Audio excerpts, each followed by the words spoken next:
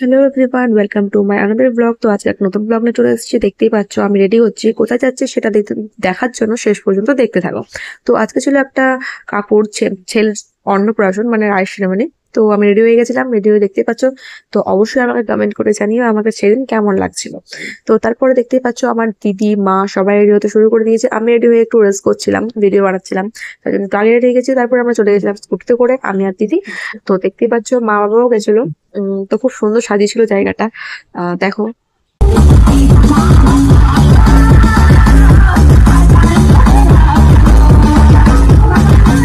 তো এত লাইট, এত সুন্দর, মানে ডান্সের একটা সেট আপ দেখে সবাই ডান্স করছিল দেখে আমার খুব ডান্স করতে ইচ্ছা করছিল, কিন্তু তারপরে ভাবলাম যে না, ফুচকাটা খেয়ে নি তারপর ডান্স করবো। ডান্স করবো আমি ভাবিনি।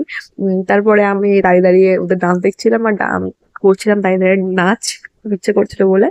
তারপর দেখছি দুটো কাকিমা আমাকে টেনে নিয়ে যায়। তো তারপর তো বিশাল ডান্স দিয়েছি।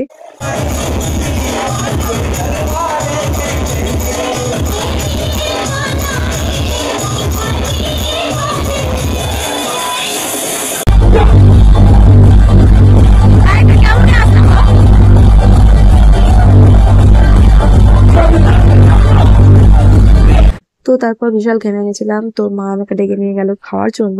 অনেক রাত হয়ে গেছিল, 11টা পার হয়ে গেছে, 11:30। তো চলো আজকের মতো tata, love you all, good night.